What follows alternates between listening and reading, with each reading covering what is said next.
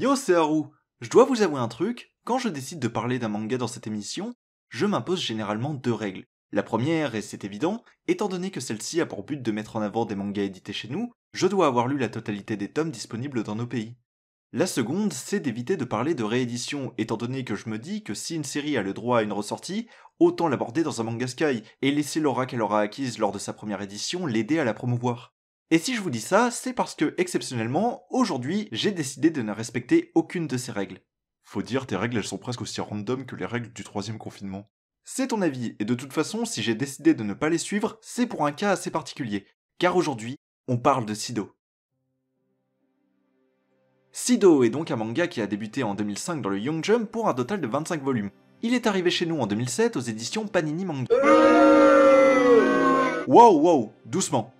On va y revenir. Comme dit plus tôt, le manga a été réédité en 2021, alors que la première édition qui allait jusqu'au tome 14 n'a jamais été terminée. Stop! J'ai dit qu'on y reviendrait, donc arrêtez de m'interrompre. Cette seconde édition compte actuellement 5 tomes, et c'est sur ceux-ci que je vais me baser pour cette vidéo, et non pas sur la première édition qui n'est plus disponible. C'est pour ça que tu disais ne pas avoir lu la totalité des tomes sortis. Exactement. Pour en revenir au manga, il est né de la plume de Tsutomu Takahashi, auteur assez prolifique étant donné qu'on lui doit pas mal de mangas qui sont pour la plupart arrivés chez nous, et qui sont, il me semble-t-il, assez appréciés. Mais pour être honnête, je pourrais difficilement me prononcer, étant donné qu'à part Sido, le seul de ces mangas que j'ai lu à l'heure de la sortie de cette vidéo, c'est Détonation. Mais si vous voulez un petit avis rapide sur ce dernier, je l'ai trouvé excellent et je vous encourage à le lire si vous accrochez à Sido. Mais maintenant, parlons de l'histoire. Nous sommes au milieu du 19e siècle durant l'ère Meiji. Shotaro et Gentaro sont deux jeunes garçons qui vont perdre leur mère à cause du choléra dont l'épidémie ravage le Japon. Avant de mourir, elle leur laissera deux choses. La première, le sabre de leur père décédé qui était un fier samouraï. La seconde, ces mots. Dans ce monde absurde, les faibles partagent tous le même sort, la mort. Leur demandant donc d'apprendre à manier le sabre pour pouvoir survivre.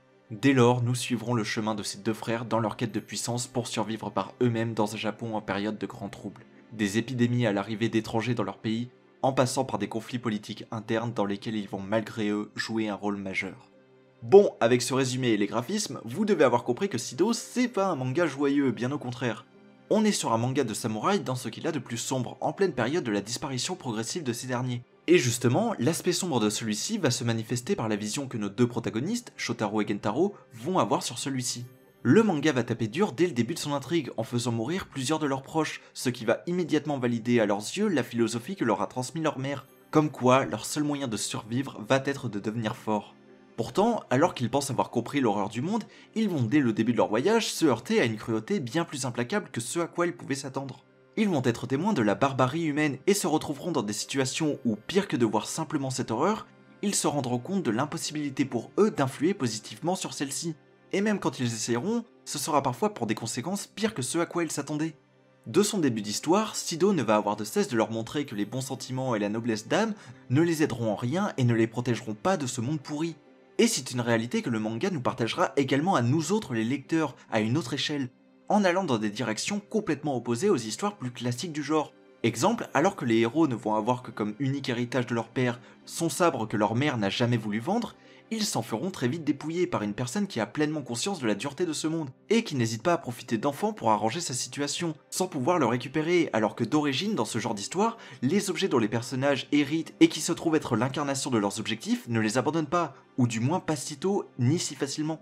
Les protagonistes vont enchaîner plusieurs désillusions qui vont leur faire comprendre que pour survivre dans cet horrible monde, ils devront eux-mêmes l'être tout autant. Dès lors, ils ne seront plus des héros tels qu'on peut l'imaginer au premier abord, juste des personnages fidèles à leurs ambitions, devenir forts pour survivre, mais aussi devenir des samouraïs fidèles à leur maître. Cependant, comme l'intrigue se passe dans une période de conflit interne du Japon où quiconque doit rallier un camp, ceux-ci vont devoir se joindre à l'un d'eux sans même pouvoir véritablement choisir. Dès lors, ils auront pris pleinement conscience de l'horreur du monde et n'hésiteront donc pas à commettre des choses absolument abjectes. Pour autant, on ne pourra pas non plus les qualifier de méchants, déjà au vu des actions que fera le camp d'en face, et parce que leurs objectifs leur seront presque imposés par des instances supérieures. En soi, le manga ne veut pas tomber dans un manichéisme facile, il nous décrira simplement des personnages qui vont dans le sens de leurs intérêts, et qui pour cela s'autorisent les pires des horreurs à leur époque commune, qui nous seront toujours montrées comme étant des horreurs, peu importe par qui elles ont été commises. En même temps, il montrera également des personnages loin d'être aussi extrêmes dans leurs actions, et ceux des deux côtés, pour décrire une opposition crédible où nous ne pourrons peut-être pas comprendre, mais au moins avoir de l'empathie pour des personnages des deux camps. Cependant, il ne serait pas étonnant que malgré tout, l'histoire finisse par prendre parti pour l'un d'eux. Mais cela sera sûrement fait sans pour autant renier les horreurs que celui-ci aura pu commettre. Bon, tout ça, ça concernait l'histoire au sens large, mais attardons-nous un petit peu sur ceux qui vont la faire vivre. Les personnages, et surtout les deux frères protagonistes, Shotaro et Gentaro. Ce qui va particulièrement marquer les personnages, c'est leur totale opposition l'un à l'autre, et pourtant leur complémentarité. De son côté, Shotaro sera quelqu'un d'assez réfléchi, prenant le temps d'analyser les situations et qui ne voudra jamais commettre d'horreur non justifiée. Même si c'est le cas, il sera toujours montré hésitant, voire même compatissant, sans pour autant renoncer à commettre l'irréparable si celui-ci est inévitable. De l'autre, Gentaro est quelqu'un de bien plus extrême dans tout ce qu'il ressent, aussi bien de manière négative que positive.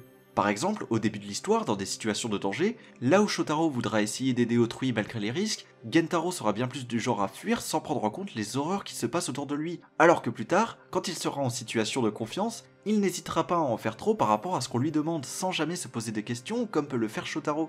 Toute cette opposition entre les deux personnages sera marquée visuellement tout le long des tomes. On pourra le remarquer sur la quasi-totalité des pages sur lesquelles ils apparaissent. Ils seront à chaque fois montrés en opposition l'un par rapport à l'autre, et ce de bien des manières. Tenez, voici quelques exemples. Cette case-là où l'on voit d'un côté Shotaro, plus élevé que son frère, d'un brin assez marqué, habillé en armure qui le rend assez gros si on fait la comparaison, avec les yeux assez ouverts et une expression sérieuse qui est plutôt du côté sombre de la case, tournée de 3/4. De l'autre, on a Gentaro, placé plus bas, plutôt blond alors que les couvertures des tomes laissent comprendre qu'ils sont censés avoir la même teinte de cheveux, torse nu et assez maigre, son ventre fait presque la moitié de celui de son frère, avec des yeux plus fermés et une expression moqueuse, du côté clair de la case et plutôt de face. Ça vous suffit pas? Prenez cette case aussi. Shotaro est assis, bien positionné avec un air sérieux, toujours aussi brun, avec un kimono sur lequel des caractères sont marqués, son sabre devant lui, alors que Gentaro est mal assis, avec un air plus blasé, toujours blond, le kimono clair avec des papillons, la nature fait opposition à la civilisation de l'écriture, son sabre derrière lui, et ça ne se voit pas très bien sur ce dessin, mais contrairement à Shotaro, ses cuisses sont découvertes. Bref, ça devient presque un petit jeu de trouver toutes les différences qu'ils peuvent avoir au fur et à mesure des pages. Et quitte à parler de comment les personnages sont dessinés, autant parler du dessin plus généralement. Vous l'avez vu, Takahashi a un style assez gras et nerveux, où il va utiliser un maximum de traits pour illustrer ses personnages et leurs émotions. Toutes les peines et les mal des personnages qui seront symbolisés par leurs pleurs, leurs transpirations, leurs plaies, leur sang, leurs rides, seront dessinés les plus souvent possible pour ajouter de la crédibilité et du réalisme à ces personnages qui ne sont jamais tranquilles. Dans cette optique, il va varier les techniques de dessin, comme en utilisant des traits et formes plus gras lorsqu'il faut dessiner des cheveux de personnages bruns, ou en peignant carrément certaines planches, ce qui va donner un aspect grossier voire taché à son dessin, et par conséquent leur donner un côté sale si je puis dire, qui correspond à l'aspect putride et sombre de son univers, ce qui sera renforcé par le découpage de Takahashi. Il a une approche très cinématographique de son œuvre, où il va avant tout nous exposer au maximum ses lieux dans tout type d'angle avant de se focaliser sur les personnages sur lesquels il va zoomer progressivement et ne plus les lâcher dès lors. Le tout en changeant au maximum les points de vue pour que nous puissions voir une même scène sous divers angles après nous avoir exposé les protagonistes de chacune d'entre elles. Mais une autre chose qui va caractériser son découpage va être le détail du décor. À de nombreuses reprises, Takahashi va, lors de cases où une action est en train de se dérouler, ou où un personnage est en train de parler, glisser un détail visible mais que les personnages ne vont pas remarquer immédiatement, avant que, comme nous, ils ne s'en rendent compte et qu'ils deviennent central une case plus loin. Ce qui va instinctivement nous surprendre nous aussi. Ainsi, cela renforce la manière de nous dépeindre la dureté de son univers, comme quand, alors que les héros marchaient vers une cascade, c'est le corps d'une femme attachée et violentée que l'on aperçoit sans que l'on nous y ait préparé. Ou pour renforcer le danger que représentent des personnages quand l'un d'eux apparaît de nulle part derrière un de ses ennemis. Cette façon de surprendre le lecteur sera utilisée de manière plus générale, mais toujours aussi pertinente, pour, par exemple, quand entre deux pages, alors qu'un personnage en qui les héros ont confiance parlera de l'horreur du monde, c'est son cadavre mort d'une maladie qui sera dessiné une page suivante. La forme arrive par conséquent à très bien transmettre l'ambiance générale de l'œuvre, et ce qui va y être raconté. Mais plus largement, qu'est-ce que ça va raconter Sido ? Eh bien là, c'est difficile de donner une réponse, car c'est le problème de cette émission. Étant donné que je ne parle que du début du manga, c'est très difficile de développer longuement sur le fond, d'autant plus que là, je n'ai lu qu'un cinquième de celui-ci. Donc, est-ce que je peux qualifier Sido d'excellent manga qui vaut le coup? Non. Mais son début laisse malgré tout le présager.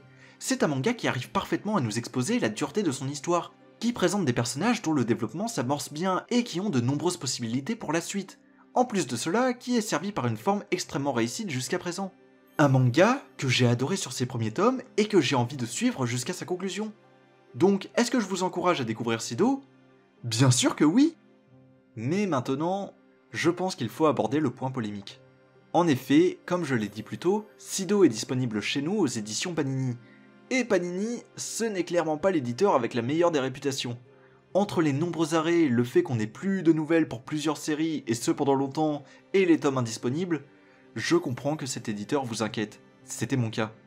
Cependant, je suis obligé de le reconnaître. Panini a fourni de nombreux efforts depuis quelque temps, en remettant en avant des séries qui le méritaient. Non, sérieusement, City Hunter, Family Compo, Happy, Angel Heart, Cat Size, et même au niveau des rééditions, 20th Century Boy, Aozo Royale, Banana Fish, Eden, Lone Wolf and Cub, Demon Slayers qu'ils avaient foiré il n'y a pas longtemps. Et Sido, c'est difficile de ne pas voir une volonté de se rattraper malgré de nombreuses bourdes. Alors je sais que pour certains, c'est pas assez au vu des déceptions qu'ils ont subies de leur part. J'ai cru comprendre que pas mal de personnes étaient assez énervées du fait que des mangas comme Princesse Kaguya ne reviendraient pas malgré la nouvelle politique de Panini. J'avoue que cette nouvelle me touche sûrement bien moins que certains du fait que je n'ai pas suivi ce manga, mais je pense que je peux comprendre malgré tout. Cependant, Panini reste un éditeur avec plusieurs séries excellentes, voire même importantes, qu'ils essayent de remettre en avant. Du coup, j'avoue que personnellement, même si c'est pas encore assez pour rattraper les déceptions, j'ai plutôt envie de les soutenir. C'est peut-être parce que je suis d'un naturel optimiste, mais j'ai pas envie de passer à côté des excellentes séries qu'ils essayent de nous reproposer. Ouais, t'as surtout pas envie de perdre tes services presse. J'en ai jamais eu un seul de Panini, si je le dis, c'est que je le pense.